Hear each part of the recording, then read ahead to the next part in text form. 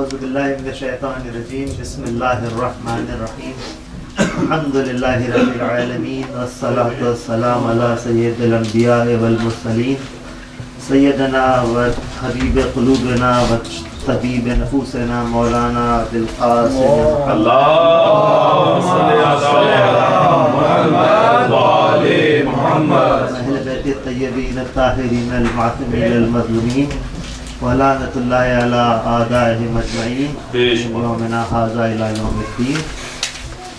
أما بعد فقد قال الله سبحانه وتعالى في القرآن المجيد والفرقان الحميد وقوله الحق بسم الله الرحمن الرحيم يا أيتها النفس المطمئنة ارجعي إلى ربك راضية مرضية فادخلي في عبادي وادخلي جنتي.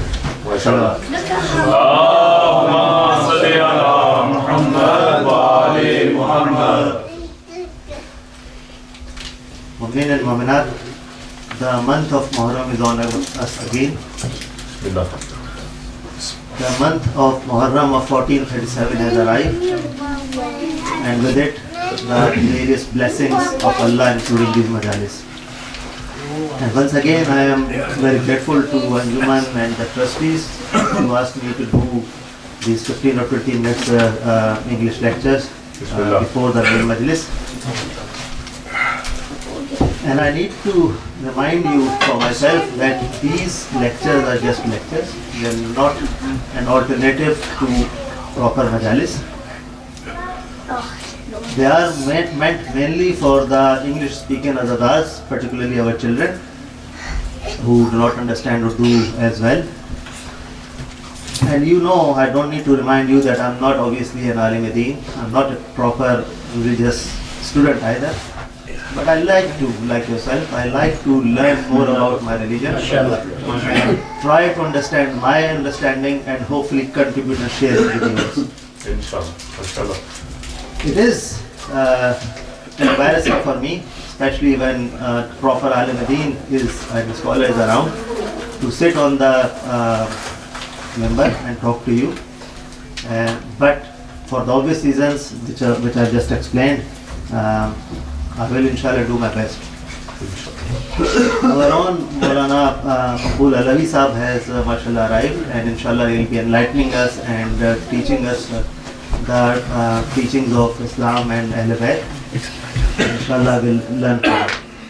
These lectures will be very different from the traditional majalis and should be taken as such. They will be different both in contents and the style. And in particular, I will leave the entire chapter of Masaib to Maulana Sahab, who I'm sure will do it much better than I can do. And another disclaimer, I've just heard that some of our Sunni brothers are here, they are most welcome. But one disclaimer is that we are going to talk about the Islam as we, the Shia Muslims, know it. These majalis are attended predominantly by Shia Muslims, and we will discuss Islam as our understanding according to Shia Islam. It doesn't mean that they are going to be disrespectful to any other faith or maazallah cause any insult to any faith, including atheism. We are not going to talk anything that causes any insult or is intended to point out any problems with it at all. Quite the contrary. However, it remains our faith, like everybody else's in Islam, that Shiaism is the true and original Islam. For the reasons that we all have in different sects, but we have our own reasons to believe that. You will recall perhaps that last year we discussed various topics in English, including the significance of Muharram and that of Majalis, some usul-e-deen, the basics of Shia Islam, including the concepts of Tawheed and Imamat in particular. Then we went on to talk about some topics of Ikhlaq.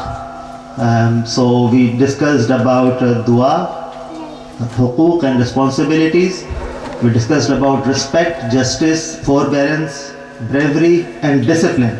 And just by the way, discipline again is an important topic for me, which means that I will inshallah not take more than 15 at the most 20 minutes which have been given to me. And I will try to get off the member at 8 or soon after, as soon as possible. So the topic that I have selected for these 8 or 9 lectures or talks that I have with you inshallah this Muharram is Shia and Shia Islam. That will be our topic, and in that topic we will talk about what does inshallah Shia word and the terminology mean, its origin, the terminology's origin, and the first leader of Shia Islam, Maulana Kainat, Maulana Muttaqiyan Hazrat Ali ibn Abi Talib alayhi salam. We'll talk about some of the famous and important companions of Rasulullah sallallahu alaihi wasallam and Imam Ali alayhi salam. We'll talk about some of the fazail of Shias, roles and responsibilities of Shias in today's world, some of the Shia resources including scholars and their books, and inshallah if time permits and I get the courage, some aspects of our last hope and savior Maula Akhir Zaman inshallah. So I hope with the limitations that I have, with the support of Allah and those of Ahle Bayt alayhi salam and your cooperation, we will inshallah try and cover these talks. So let me take a little time, the few minutes, about the importance and the blessings of the month of Muharram. We are actually very, very lucky. As you know, it is our belief and faith that we are created, the Shia Muslims are created, or the reason of our origin and being sent to this world is to remember the sacrifice, the greatest sacrifice in the world, Karbala, that of Sayyid Shuhada and his family. So expressing our sadness and grief over Karbala is our responsibility, is what we are here for, it's what we are here in the world for. And yet this responsibility of the Muharram and the gatherings that we have brings about so many blessings. So direct and indirect benefits of Muharram are many. First of all, coming here, doing salams to our Muslim and Mu'min brothers, that's a blessing in itself. Shaking hand with Mu'min brothers, that's a blessing in itself. And not just shaking hands, but talking to them and going through whatever possible problems people have been having and trying to resolve them. That is an extra benefit that we get from all these Muharram majalis. And understanding our religion better from each other's experiences and sharing of the knowledge is also a lot of one of those benefits that we hope to get from these majalis. As our great Urdu poet Allama Iqbal has said, कि जिक्र कीजिए हुसैन का कि बहिश्त इसका सिला मिले, और ये तलब तो अपनी तरफ से है, पर उधर से देखिए क्या मिले.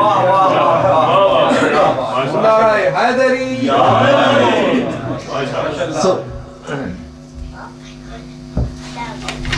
our caravan of Imam Hussain alayhi salam arrived Karbala on 2nd of November. Then why do we gather on the 1st of Muharram and start our majalis on the 1st of Muharram? But the reason is very simple. Our own, the greatest person in the world, Rasul Maqbool sallallahu alayhi wa sallam, whenever he used to cite the crescent of Muharram, the tears started flowing from his eyes on his cheek, in the remembrance or he knew from Allah Ta'ala directly that what will happen in Muharram, and just the imagination of that was enough for him to start weeping, which is why we start our griefs and sad majalis on the 1st of Muharram. The ayat karima which I recited as the subject heading of today's talk is ayat numbers 27th to 30th of 89th chapter of Quran Pak, Surah Al-Fajr, which is also famously known as Surah Imam Hussain alayhi salam. And in that Allah Ta'ala says, Ya ayyatuhan nafsul mutmainna, oh the satisfied soul. It's almost certainly coming for Imam Hussain alayhi salam. Ya ayyatuhan nafsul mutmainna, oh the satisfied soul. Irja'i ila rabbika raziyatum marziya. Return to your Lord in the state that you are happy with your Lord and Lord is happy with you. Imagine that status. Return such that you are happy with your Lord. We all do whatever we can do to please our Lord. And Lord is saying, return in the state that you are happy with your Lord. Fadkhuli fi ibadi, and join and enter among my servants. Wadkhuli jannati, and enter my paradise. Another ayat of Quran Pak, which is ayat number 154 in Surah Al-Baqarah, which is the surah number 2nd of Quran. Allah Ta'ala says, وَلَا تَقُولُوا لِمَنْ يَقْتُلُوا فِي سَبِيلِ اللَّهِ أَمْوَاتٍ بَلْ أَحْيَاءٌ وَلَكِنْ لَا يَتَّشُرُونَ. Don't talk of those who have been murdered in the way of Allah, in the cause of Allah, as dead. No, they are alive. It is you who do not understand. And here Allah Ta'ala was just talking about don't talk. In another ayat, which is ayat number 169 of the 3rd surah of Quran, which is Surah Al Imran, Allah Ta'ala says, وَلَا تَحْسَبَنَّ الَّذِينَ قُتِلُوا فِي سَبِيلِ اللَّهِ أَمْوَاتًا بَلْ أَحْيَاءٌ عِنْدَ رَبِّهِمْ يَرْزُقُونَ. Don't even think that those who have been murdered are dead. Don't even think that. They are alive and they get all the risk from Allah Ta'ala. Just a few words in the next 2 or 3 or 4 minutes on the weeping and crying over the tragedy of Allah, of tragedy of Karbala and Sayyid al-Shuhada. Many of Muslim sects believe that crying and weeping over dead is haram. Let us examine that. Let us think and talk about that. In the view of original Islam, which I said is Shia Islam, weeping is not only permitted, but is actually recommended. Let's turn to Quran and the Sunnah of Rasulullah and see what we can find there. Story or the history tells us, first of all, that Hazrat Adam alayhi salam, when he was sent down, he got separated from his wife, the only other person in the world, Bibi Hawa alayhi salam. They got separated, and they were obviously the prototypes of human being. And Hazrat Adam alayhi salam cried and wept for Bibi Hawa. Allah Ta'ala didn't say it was wrong.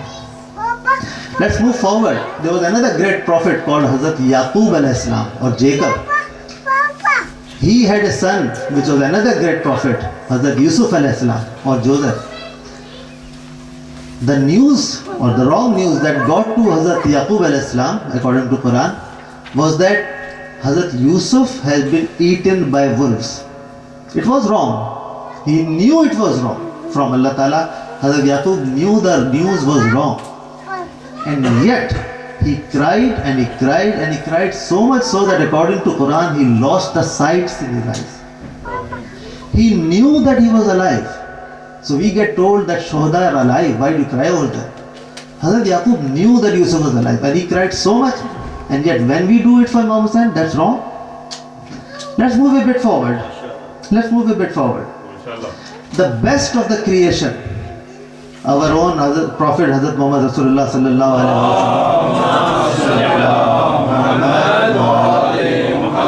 wasallam. His uncle, his dear uncle Hazrat Amir Hamza alayhi salam, he got killed in the battle of Uhud, right?